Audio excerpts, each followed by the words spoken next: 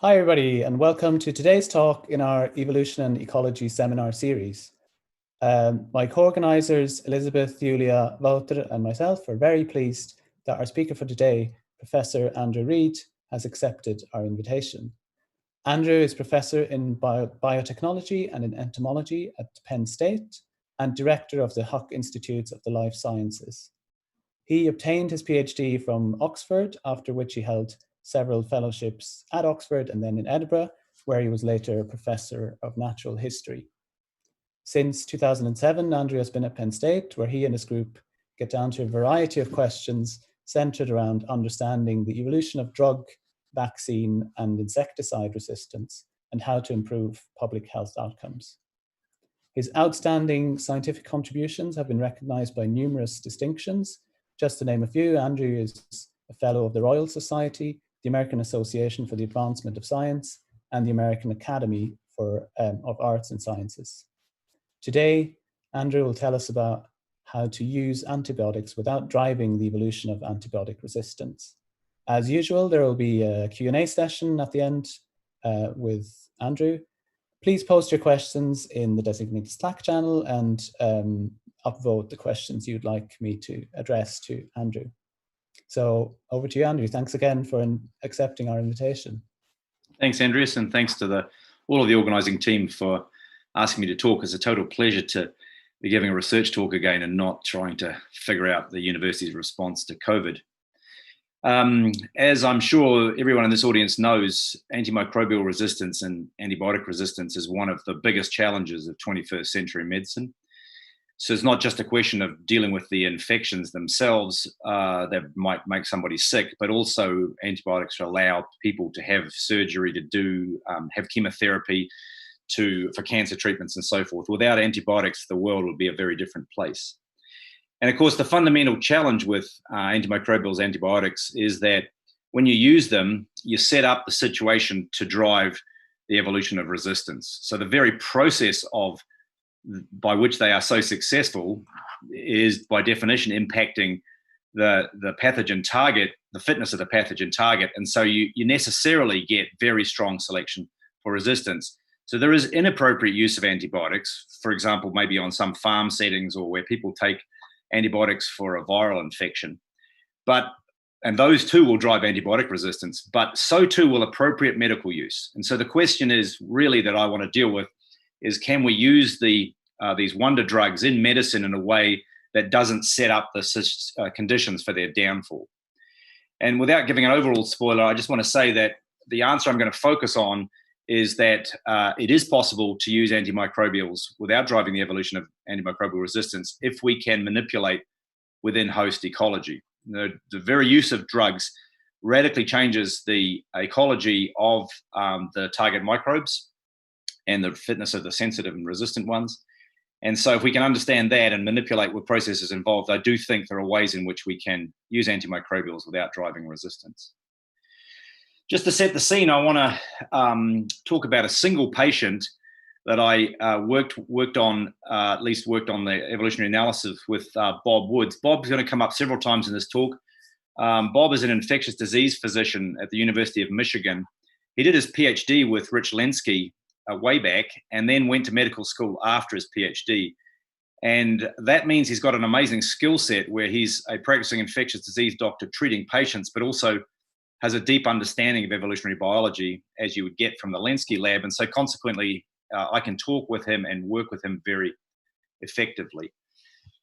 The first patient problem that Bob ever brought me was a patient who had an LVAD, that's a left ventricular assist device, and she had an infection. The problem with these things is they help pump the heart pump, but they're permanent in there. You've got to change the machine out, or you've got to change the heart out if something goes wrong. They're powered from the outside, and so this is a drive line. If you Google these things, you'll see this is one of the nicest pictures I could find on the internet. They get horribly infected, and the bugs crawl up the drive line through the body wall and form up biofilms around the hardware on the heart. And that can cause serious problems. And roughly half of the patients who have LVADs that go on to die from infections, not from heart failure. And this patient that Bob had got an infection with Enterobacter. And I'm going to not go through the fine details here, but a single bug we now know crawled up the driveline, formed the biofilm, and the bug that went in was sensitive to maybe 6 or 8 of the frontline antibiotics that Bob had available to treat it with. And then over the course of the subsequent year, they became more and more resistant to these antibiotics. And what we've got here is a phylogeny of the bacteria that we took from wound or blood isolates over the course of that year. And the numbers are the mutations that distinguish it from the ancestor. And the ones in bold are the ones that are candidate or known classic resistance mutations.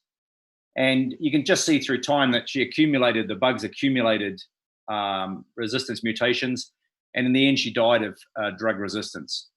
Right from the get-go, it was obvious that this was going to be the primary problem, that evolution would, if it ran its course, kill the patient. And so Bob came to me with the question of how would we treat this patient in a way that would put off the inevitable for as long as possible.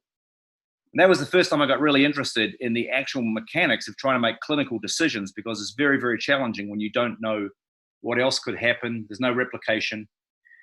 One thing we did learn from this particular case was that no super bug existed. So if you look at the lineage, there's no one bug that has all of the resistance mutations. The lineage as a whole has all of them, but no one bug. So in fact, looking back now, there would still have been drugs that would have been useful at the end, but we rather assumed that there was a super bug that had accumulated resistance to everything. And like the lineage had something. As far as we know, there was a drug that would have killed every bug. So we could have probably handled things differently, but hindsight is a fine thing.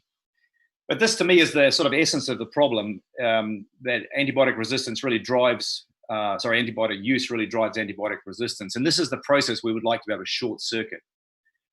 Now, the standard solution for antimicrobial resistance is that we need to get out there and design and find new drugs. And that, of course, is works for sure, but it is not a sustainable solution. These are the antimalarials and the antibiotics that have been discovered, gone into use, and then the blue crosses are when resistance was first seen in the field. And so resistance undermines large numbers of drugs, pretty much all the drugs we have, and it undermines them pretty rapidly. And so we've got a treadmill that is essentially open-ended and hugely expensive. And it's getting harder and harder because a lot of the resistance mechanisms are very generic. Pumps, for example, will pump out substances from the cells. Well, that applies to pretty much drugs that we have discovered as well as drugs we have yet to discover. And then as things stand at the moment anyway, the market returns for discovering new antibiotics is really appalling. So we have growing problems of antibiotic resistance. Archaeogen is a US company that discovered a drug that was good at dealing with multi-drug resistant gram-negative bacteria. It went into bankruptcy last year because the drug, although it was FDA approved and in use, was not in enough use to make them enough money. And that's because people were keeping their drug back for the really hard cases. So they'd invested all this money, seen the market, got it all right, and in the end, there wasn't enough in it, and so they've gone bankrupt. That's, I have to say, a pretty scary story. Market forces are not going to solve this problem. So what I want to talk about today is the prospect that we can manage evolution, that we can do better on the evolution itself, not by coming up with new drugs to replace the failures, but to figure out better ways to use the drugs we already have. And I also want to suggest that there are different types of drug that we could use that are actually against evolution, not against the target pathogen. And so we could be able to solve, or at least substantially reduce this problem, if we use the drugs we have better, and if we have new classes of drugs that attack the evolution and not necessarily the bug. Okay, so how does antibiotic resistance happen? Well, this is the CDC's cartoon, and it's all pretty standard stuff. You have a bunch of bacteria, and a few of them are antibiotic resistance, either by Denovo mutation, or they might have acquired resistance genes horizontally from other bugs. We then go in with our antibiotics and we kill off all the sensitive ones, leaving the resistant ones behind. The resistant ones expand up to fill the available space, and now we've got a drug-resistant infection. And depending on the details, that can then be transmitted on to other people. And that's the problem we have. That means that we have three possible ways to intervene in this process from an evolutionary point of view. The first is to prevent those resistance mutations appearing. Then the second one is to prevent those resistant populations expanding. And then the third one is to prevent the onward transmission of the infections to others. Now, the prevention of resistance mutations is most famously achieved in HIV, although it's also pretty successful in TB as well. That using many drugs at once, if they have different mechanisms of action, makes it very, very hard for a given target pathogen to simultaneously mutate or acquire resistance to all of the drugs at once. And so we've really heightened the genetic barrier to resistance, and that makes it impossible to evolve resistance to therapy, even though there's very strong selection for it. So combination therapy very effectively prevents resistance arising in the first place. And that is why HIV is now such a survivable infection, at least in where there's no problems with access to good drugs. The third one, preventing infection spreading, that's infection control. So all of the standard measures that can help prevent the infection being passed on. And then preventing the resistant populations expanding, that's what I want to talk about in this talk. And in no way by focusing on that am I meaning that combination therapy is or infection control is unimportant or uninteresting. Those things are really vital. I just want to focus on this prevention of this expansion phase. Perhaps in discussion, we could go back to why it's, despite the successes in HIV and in TB, combination therapy remains kind of rare as a resistance management strategy, at least with antibiotics. So for many years, my group has been interested in the interaction between sensitive and drug-resistant bugs within a host. And mostly we've been working, at least for a long time, working on malaria. This is a single mouse through time that we've infected with sensitive malaria parasites or resistant malaria parasites. And this is the number of those bugs, the parasites there are through time as determined by qPCR. And so you can see that if in this particular case, we put in many more sensitives than resistant, and the resistant one stayed several orders of magnitude lower than the sensitives that were numerically dominant at the start. If you drug treat, and this is a different mouse, and you drug treat through this gray bar area here, you kill off the sensitive bugs very successfully, so the drugs work. And then the resistant bugs that weren't going anywhere now can expand up and fill the available space and make the host sick again, and can relapse as well. So over here, without drugs, we have competitive suppression. And we know that because if you get rid of the sensitive ones with the drugs, you get this competitive release, this expansion. And that is the, if you like, real mouse data version of the CDC schematic. So this means that we have naturally a force here, competition, which suppresses resistance in the absence of drug treatment. And then you bring in drug treatment, the competition is released, and you get this expansion and explosion of the bugs. So here we have a natural force that's preventing resistance from spreading in the world. And I would argue that this is perhaps the only natural force that's working in the favor of the patient and in medicine, in the sense that in the absence of treatment, resistance is not spreading and filling the world. Okay, so this competition then is key to much of what I'm going to say in the following. We've been working on this for many years, and don't worry, this is just 2 mice, but obviously we've got by now probably thousands of mice who will be showing this. So we can ask ourselves, well, what is it about these resistant clones that allows them to expand? So what we're trying to deal with is the expansion of this resistant population. So the lineage of resistant bugs expanding in a host is the target. And that is affected by the sensitive bugs that are replicating away in 2 ways. So the first one is that sensitive bugs can give rise to resistant bugs by mutation or horizontal gene transfer. So the sensitive population is a source of resistance and contributes all the time to the expanding resistant population. What I've just shown you is competition, which does the opposite, that it has this negative impact that the more sensitive bugs there are replicating, then the harder it is for the resistant ones to grow.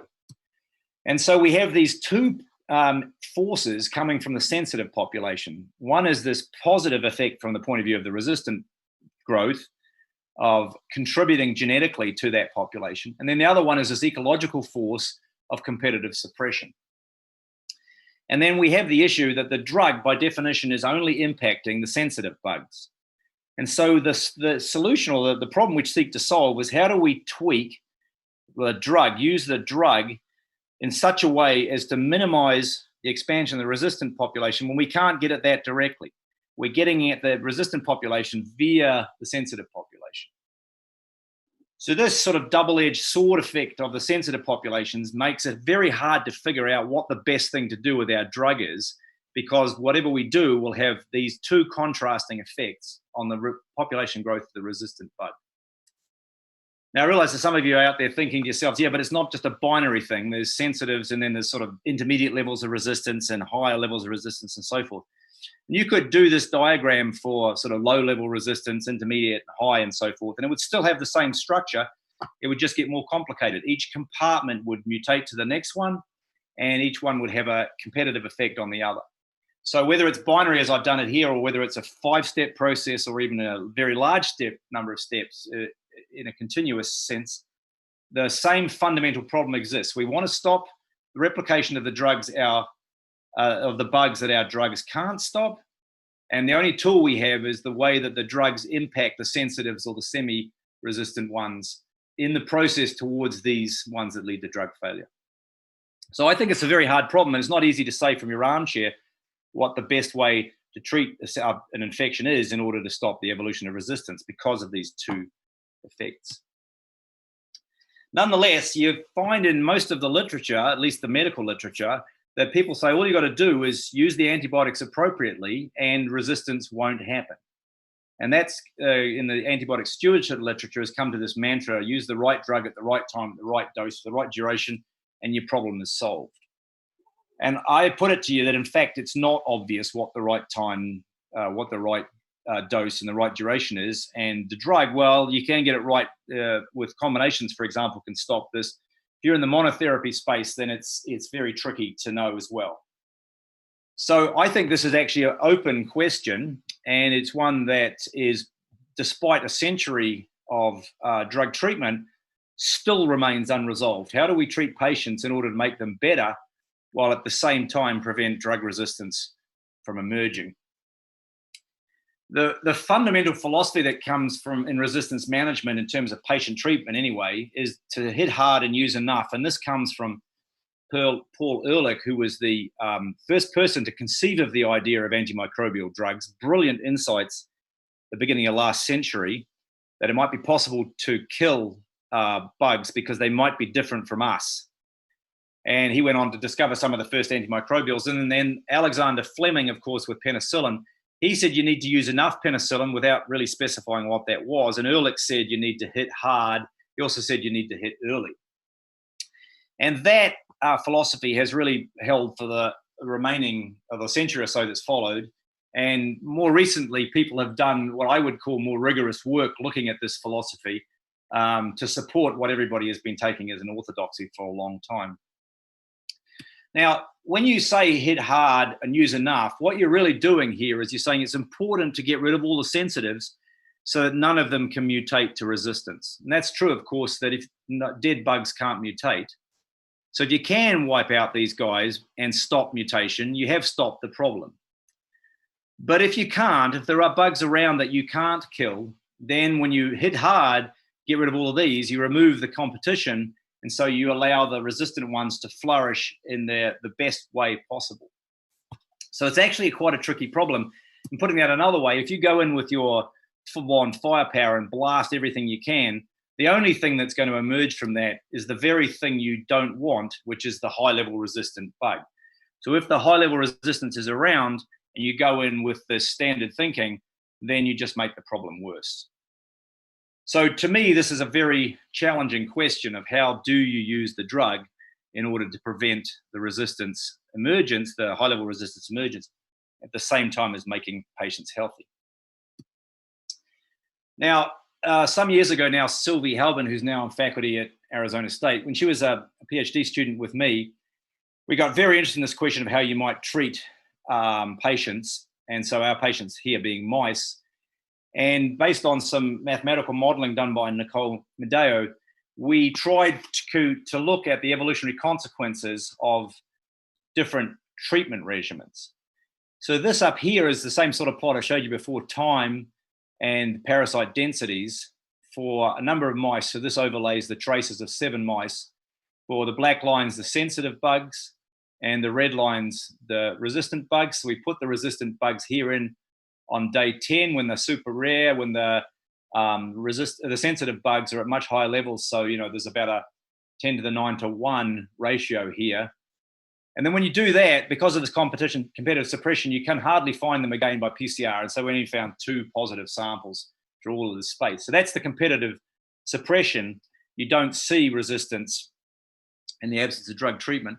And then this is the drug treatment. This bar here, the gray bar, is the mouse equivalent of the recommended guidelines for pyrimethamine treatment with for humans.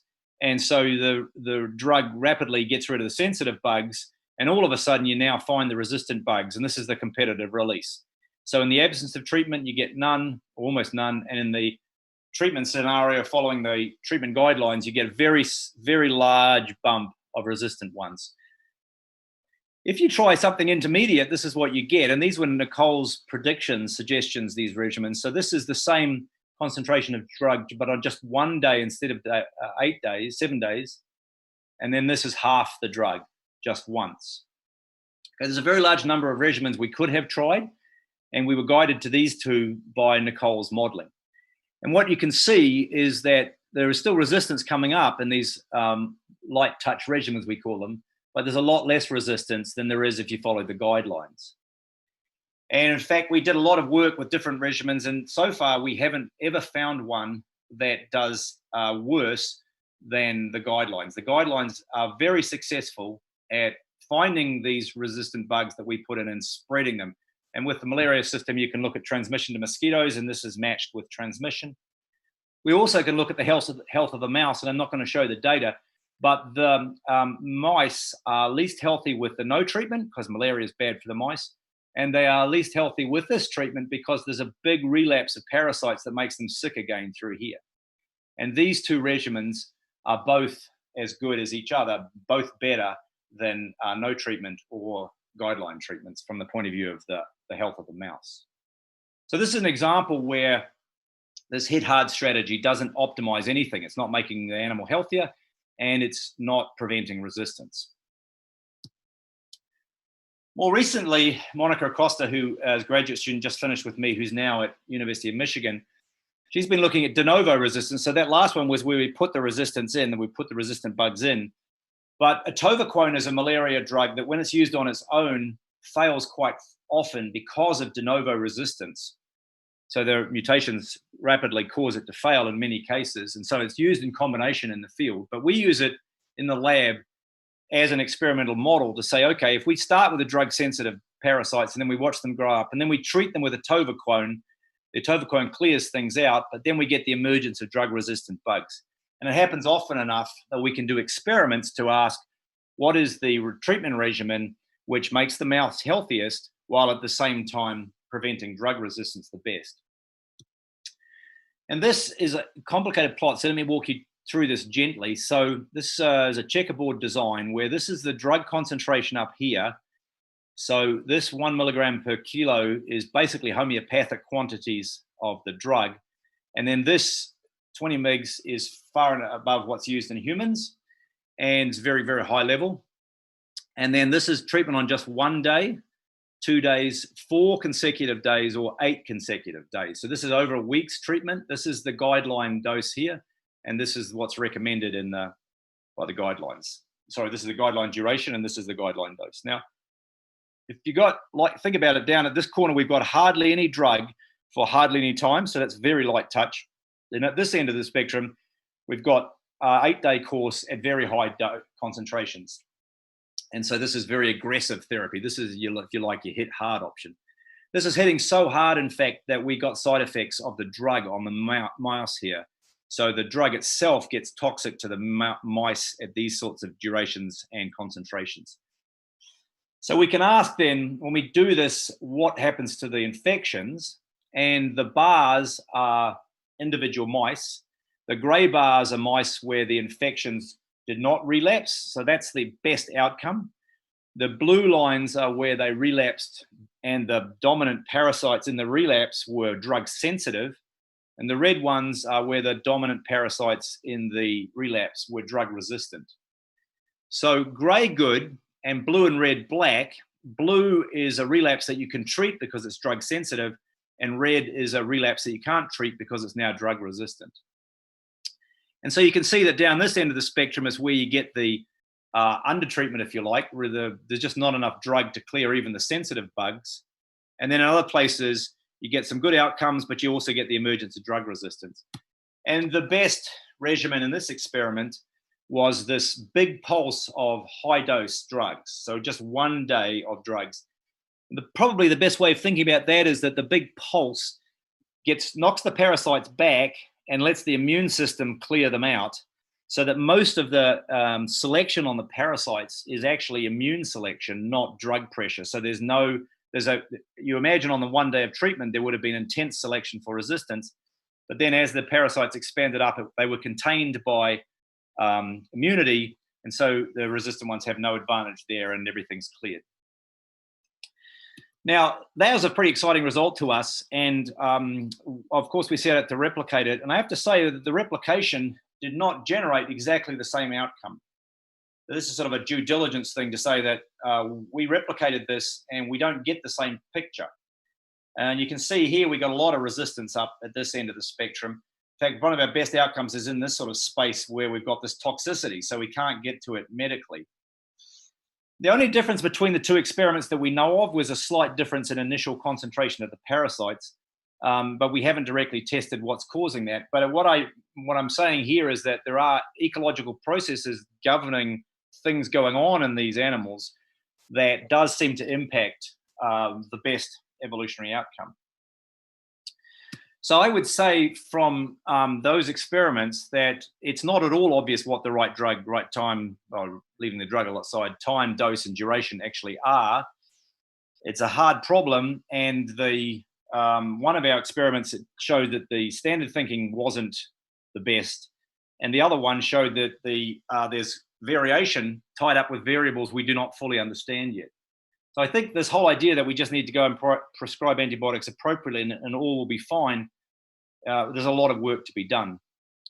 And I want to say that these sort of experiments, much to my surprise, turn out to be very rare. There's been a lot of these experiments in vitro, but in vivo, we are also measuring the health of the animal. There's rather few, and like in the order of maybe 50 studies, and we don't know of any which have done a checkerboard like this, where you have a range of doses and a range of durations and ask which is the best. Usually it's just 2 or 3 different regimens being compared in vivo. There's a lot of work possible here to advance both the theory and the experimentation. Another question is whether or not it's possible to manipulate the situation to prevent the emergence of resistance. So before I was just playing with the drug dose, but could we enhance the competition by making resources rarer? And in modeling that we were doing with Troy Day a few years ago, Troy suggested that might be possible. And Nina Whale, who was a graduate student in the lab at the time, was brave enough to take this project on. She's about to join faculty at Michigan State. This is what I've shown you many times before. This is the parasite densities through time. There's the sensitive ones coming up. We treat with pyrimethamine in the green bar, and the red ones do their stuff and explode up. That's the competitive release problem. We run all those. In my lab, we've always run those experiments with this nutrient PABA in the water. PABA makes the parasites grow better. It's just a nutrient that allows the replication of the parasites, makes it a little bit better. And so we reasoned that maybe if we took out the PABA, the resources would get more, a resource limitation become more of an issue, and we might be able to stop the emergence of resistance. And after several experiments involving getting the dosing right and figuring out the right range of PABAs and so forth, this is what Nina managed to produce. So this is when there's no PABA in the water at all. The sensitive bugs grow up. They're treated very successfully with pyrimethamine. We put the resistant ones in here. We find them by PCR just after we put them in, but we never see them again. So this is the perfect outcome from the point of view of resistance management. We treated the mice with a drug for which there were resistant bugs present, and the resistant bugs went nowhere. So we have actually evolution-proofed the system. We stopped the expansion of the resistant ones. I still find this an amazing result. It presumably comes about because there's enough competition from the sensitives at the high point to drive the resistant ones out before the drugs drive the sensitive ones out. And just to show you that there's nothing weird about how these guys do in the presence or absence of PABA. So the resistant ones on their own grow just fine. This is the standard sort of stuff. When there's no PABA around, they don't grow fine during drug treatment. They sort of stopped. They sort of hold there and then they take off.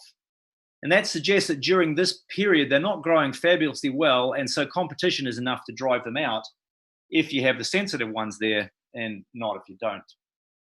So by intensifying the competition, we have prevented the emergence of resistance. And in fact, we were able to use a drug to treat the patient with success, even though there was resistance already present in the infection. I still think this is one of the most pleasing results of my entire career. Okay, so that's there's lots of possibilities then. It would seem like we could make drugs to do this. So we took the resource out, but you could imagine a drug, which we would call our PABA grabber, that you would add into the system that would inactivate the resource or pull it out of the system and therefore achieve this in that way. Another way of going is to actually keep competitors around. So this is the idea that if we could find the right balance over here in terms of the right amount of competition, keep enough sensitives around for long enough, we might be able to contain resistance. And this has been something that Elsa Hansen and my group has been modeling a lot. The idea being that you could have an infection that has a certain number of resistant ones. You get rid of all of the sensitives with the aggressive treatment. You keep up the aggressive treatment, getting rid of every single sensitive one. And before you know it, you've got a treatment failure which we would define as being biomass of bacteria or pathogens, whatever, that is larger than what's acceptable. So that's when you've lost control of the infection. Containment treatment would be to muck with the dosing or the regimen so that you would continue to keep enough sensitives around within this acceptable burden that would slow and greatly prolong the time to resistance emergence. And that would happen, might be long enough to completely prevent it if immunity kicks in and can clear the whole infection, or it might keep it going much longer before you have to switch to the next drug. So we call this a containment treatment as opposed to the aggressive treatment. This one is aiming to allow enough sensitive bugs to stay in the system to keep resistance at bay for longer. Now, we've been testing that with chemostats with Kevin Wood, who's a biophysicist at Michigan, and his now finished graduate student, Jason Karslake. Bob was the one that put us together, and the four of us have been working hard to try to figure out the regimens that would prevent resistance emergence, even when it's present, by manipulating the sensitives.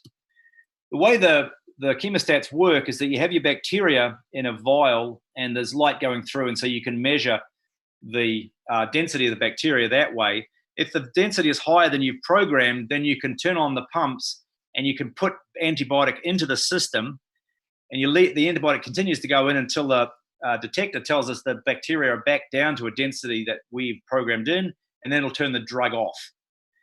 So you can let the computer decide what's the amount of antibiotic that will keep the bugs at a certain concentration. And so we take two bugs. This is the sensitive one. This is actually Rich Linsky's E. coli sensitive bugs, and then the one that's a resistant mutant to doxycycline. So different, a Denovo mutant of an ancestor. We mix these two in a 9-to-1 ratio into this, and then we can look at how the resistant ones get on. So this is the target, as you were, patient. This is a mixture of the sensitives and the resistance, and that's the one that we're running the computer off. And so we set it up so that we want to keep this density of bugs at a fixed concentration, and that we're using the drug to which these red ones are resistant. Okay? And then we have, as control plots, we have populations starting from the same number of resistance and populations starting, which are sensitive only, from the same number of sensitives. So there are 3 populations we're keeping track of. Actually, in the experiments, there are more, but to tell the story, I just need to have the 3. And we then ask, how long is it until this population blows through our limit, the limit where we're set to keep things under control? And then we ask, is that blow through time longer than the blow through for the resistant ones only? Okay, and remember, we're trying to contain this population with a drug to which these bugs are resistant. So this is one of the runs. The solid lines are the mean of the different replicates, which are the lighter lines underneath. This black population is the mixed population which the computer is containing at this level of 0.2. So we've set it up so that it will add antibiotic to maintain the population at 0.2.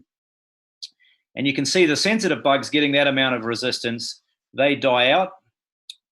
And the resistant ones aren't contained by that drug because they're resistant, and they blow through the upper limit. This is our threshold that we set from a couple of standard deviations above the target. And it blows through in sort of 8-9 hours, whereas the population was contained here for the duration of the experiment. So if you use just enough drug to take the edge off the sensitives, to keep them underneath this carrying capacity, as it were, or this limit, you can contain the resistant bugs, prevent them from blowing through, whereas on their own, they'll blow through. This is, that's the result I just showed you here. And then this is if we lower that threshold to way below carrying capacity, then it just shows that we can't contain it. So the mixed ones blow through at the same time as the resistant ones. So you need to have enough sensitives in the system to contain the resistant. And if you do, then it's possible to find a drug treatment regime that will prevent the emergence of resistance of bugs that are already resistant to that drug in the system. To me, I still find this quite remarkable.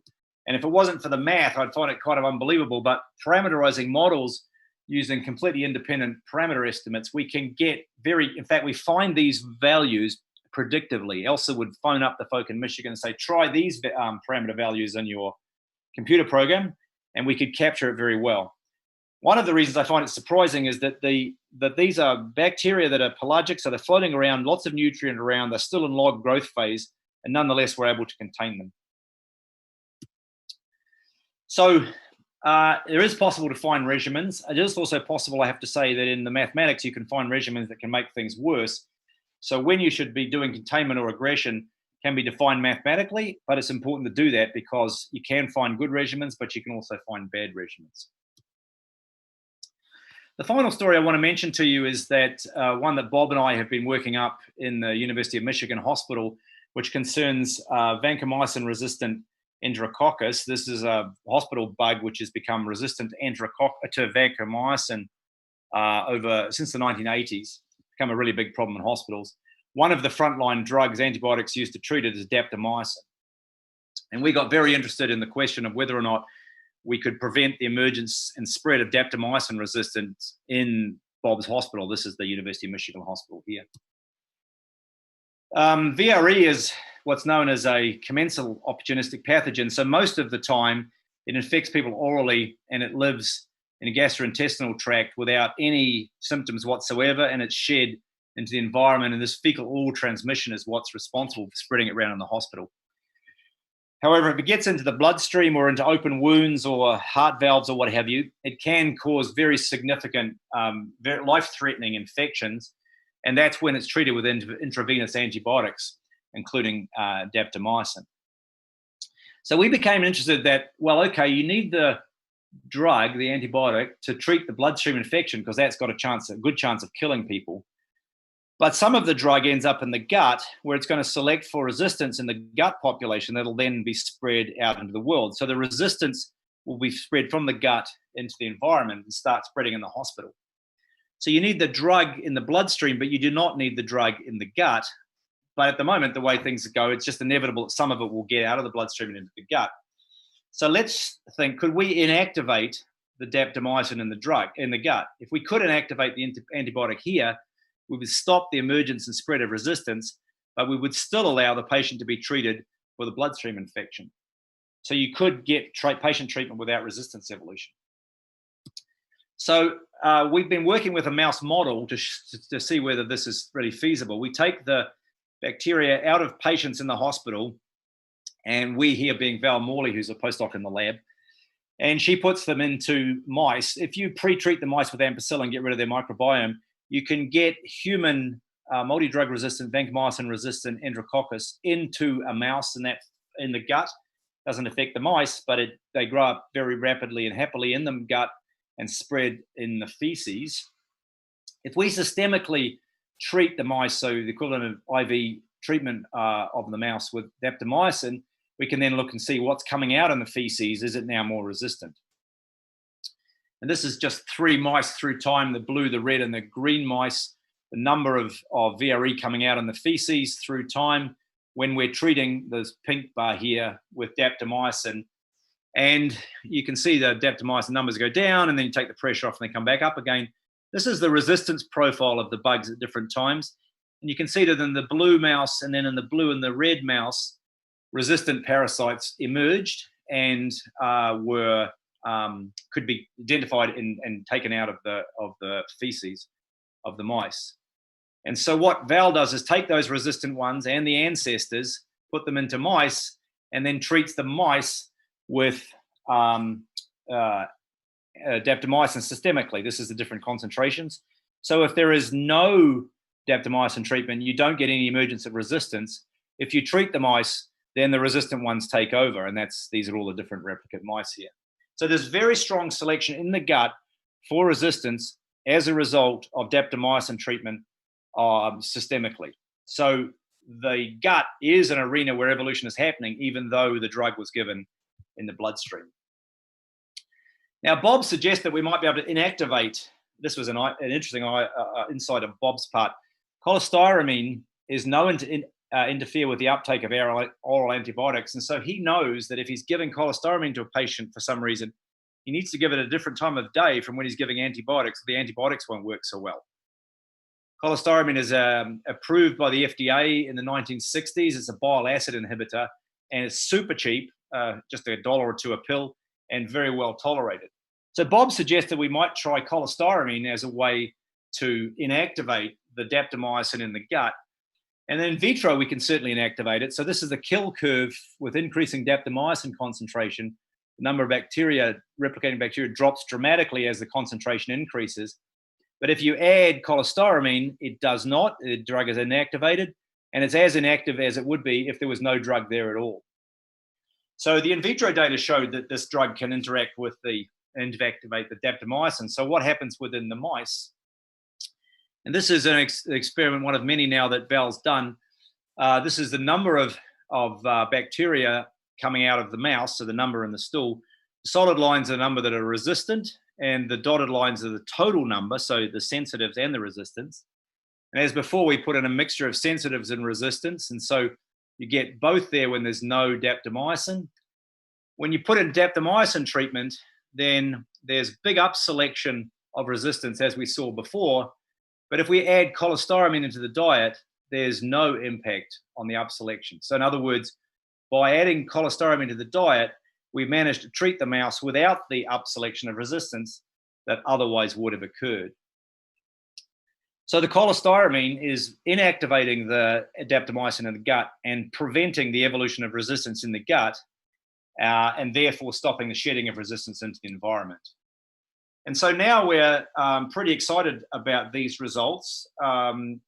This is, I think, an example of what we now think of as an adjuvant therapy against evolution, that we would create these things called antibiotics, which daptomycin is one, that you would put into the gut of a patient while you are bloodstream treating an infection. That would allow the systematic treatment of the infection without creating the transmissible evolution of resistance. Many bacteria in hospitals are these commensal opportunistic pathogens. Many of the famous ones, Acinetobacter, Klebsiella, Staph aureus, some of the nasty E. coli's, are of the sort where you want to treat them intravenously, but you do not want to select for resistance in the gut. So drugs like cholestyramine given at the same time have the capacity to stop resistance without affecting the bug. So they're not actually drugs in the normal sense. They're not therapeutics. They're anti-evolution.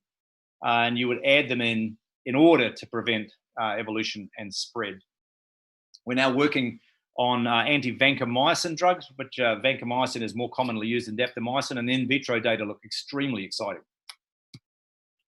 So just to go back to where I started from, resistance is a very real problem in a hospital, but it isn't necessarily the case that using antibiotics will generate resistance. There are ways that you can go, things that can be done to prevent the resistance. And in my head, this is there are a lot of people working in the space, but not nearly as many as there are trying to invent new drugs. A new drug costs perhaps $100 million or $500 million to bring to market. That amount of money spent on thinking through the ecology and the evolution of what's going on could give us lots and lots of new solutions. So what have I said? Competitive release is important. It's a natural force. We don't understand what that means for current medical practice in terms of treatment regimens. I do think that you can manipulate the competition, and I showed you anti-evolution drugs aimed at removing nutrients, and anti-evolution regimens aims at using just the right amount of drug to maximize competition while minimizing adverse effects on the patients. And then you can use the spatial ecology for many hospital bugs. So I do think there are solutions that we can use which are targeted entirely at evolution. And if you think about it, the trials of this are quite interesting because they'd be evolution trials, not human outcome trials. And just plug, we're after postdocs.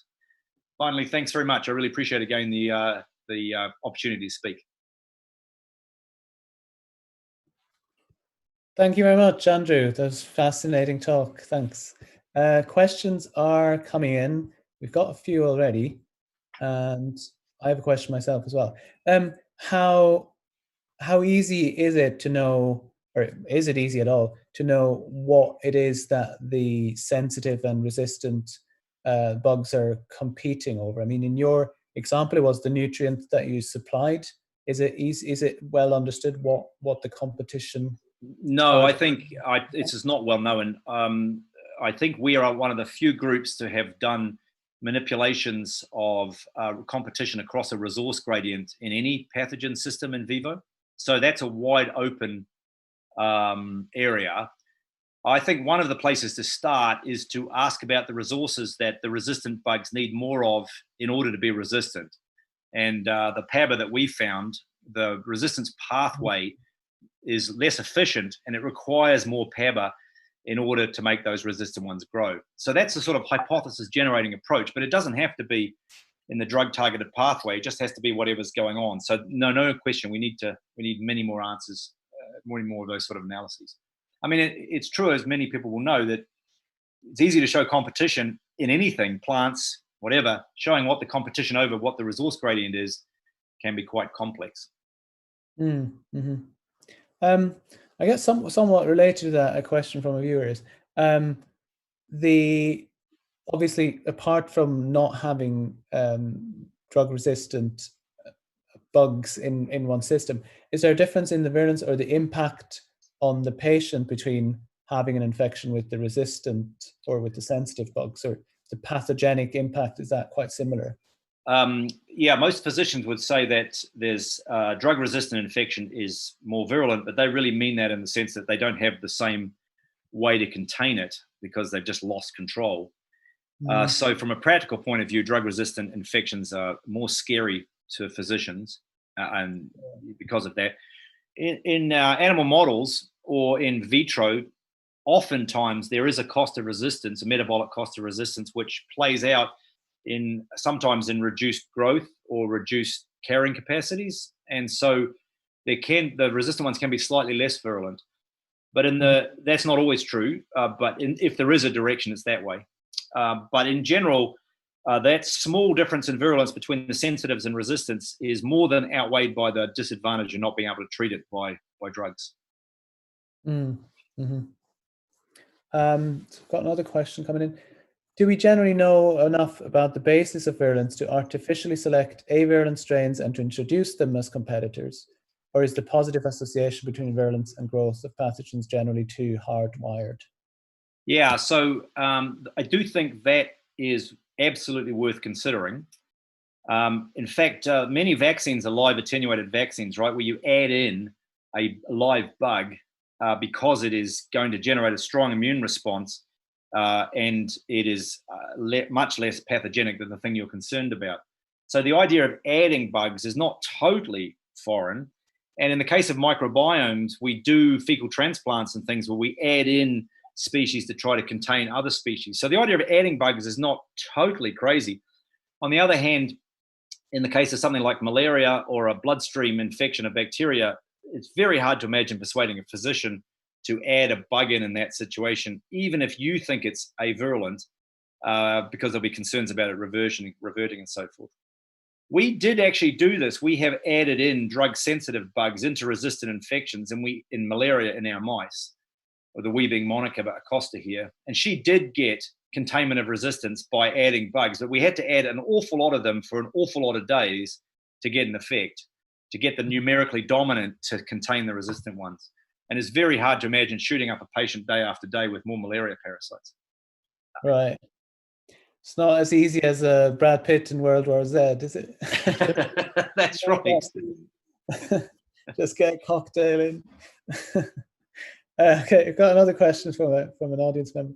Could you talk more about how efficient strategies to boost concentrations of beneficial bacteria, such as the microbiome, or beneficial symbionts, perhaps via probiotics, could be potentially in terms of competing with the pathogen? I guess that you've kind of partly... Yeah, although I do think there's many of the things that have been talked about there, the addition of probiotics, the addition of is a sort of community ecology attempt at containing different species. And that's a good thing, of course, because microbiome disruption can lead to the invasion of resistant bugs, particularly the colonization of resistant bugs from outside, especially in a hospital setting. You know, one of the biggest causes of resistant infections is antibiotic use that disrupts the microbiome and allows a person to be colonized by resistant bugs. So that's the use of these probiotics and other things like that, fecal transplants, are really important.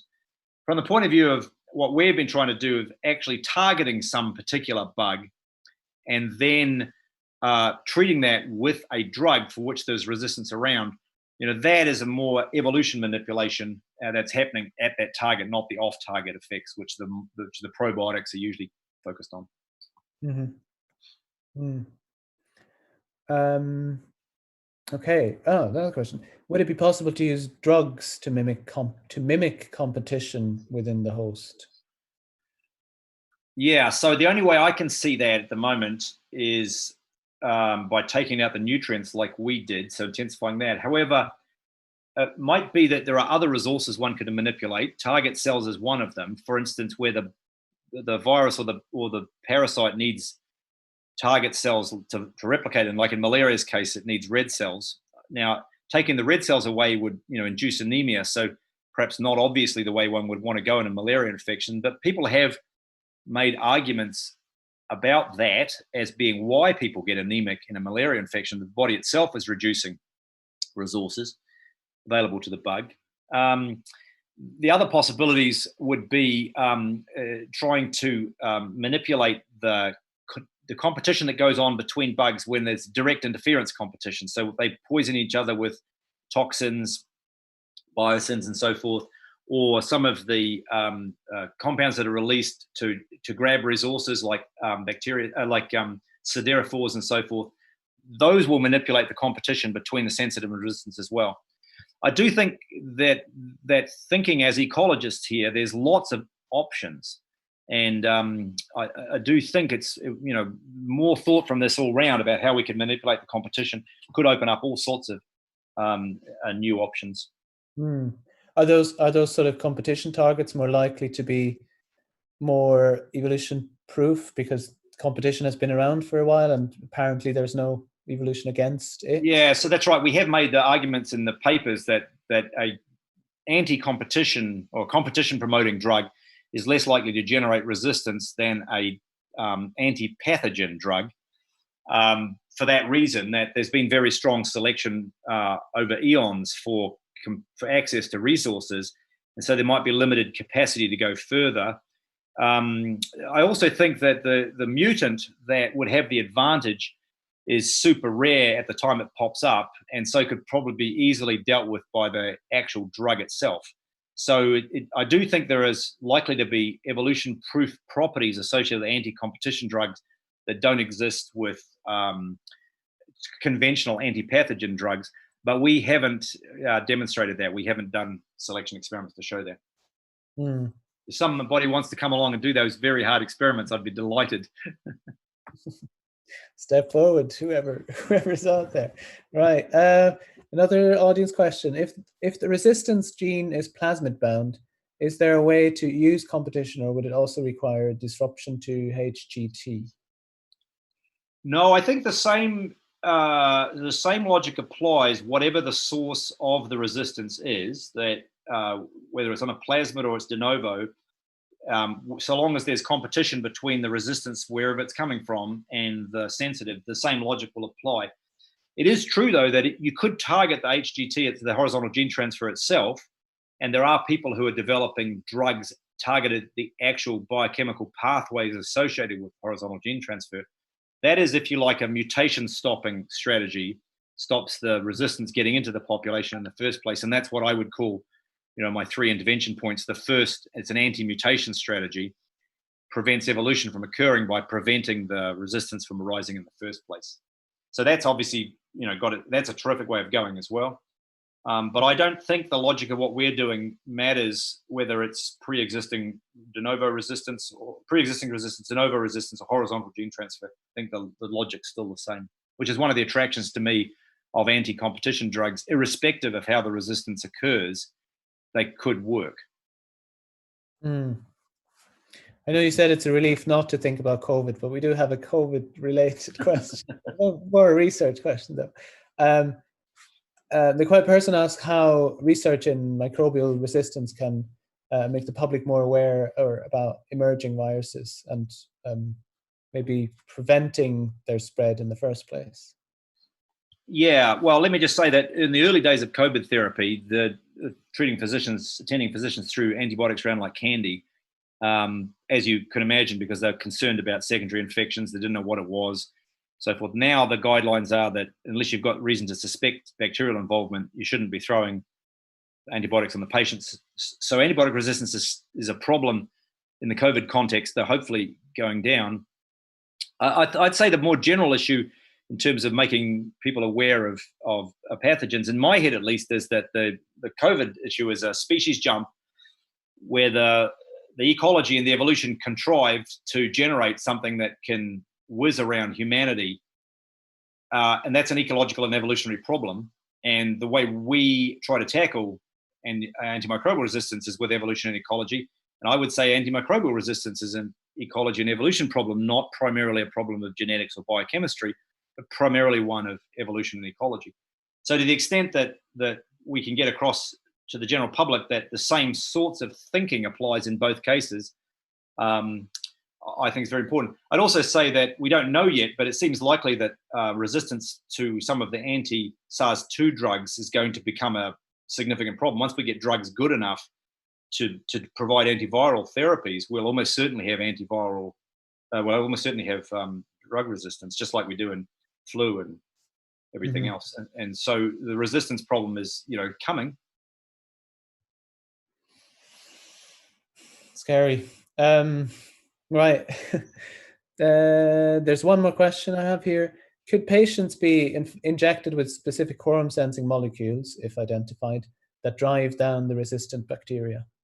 Yeah, I do think that's a really interesting idea as well. That for those who don't know, many bacteria have these molecules that they can determine the population size of the bacteria and change their behaviors accordingly. And so one could use those either by adding them or inactivating them to manipulate how the bugs are responding to local environment. And that seems very likely to be a way that one could contribute to this competition enhancing. I mean, the worst case scenario is that things are growing very well in log phase, and then they start not using resources once they get into stationary phase. They go into sort of diapause. And then the competition could be quite different at that point. And so if you could trick them into thinking they were in a competition-free environment when they're not, that would be very, very good, I think. Right. Okay. Thanks a lot for answering all the questions. That's all we have time for now. I think there's a few more questions on Slack. Still maybe some questions coming in. Andrew has kindly offered to also go through them afterwards in the Slack channel and maybe to answer a few more, or maybe answer them right if I haven't relayed them properly. Anyways, thanks again, Andrew. Our next talk will be on Wednesday. We'll have Professor Mariana Wolfner with us, telling us about how a Drosophila male's seminal fluid, or seminal proteins rather, affect his mate and rival males. We hope you can join us again. As ever, stay up to date about upcoming talks by joining our Slack channel and or following Evo Eco Seminars on Twitter. Thanks again for watching, and goodbye.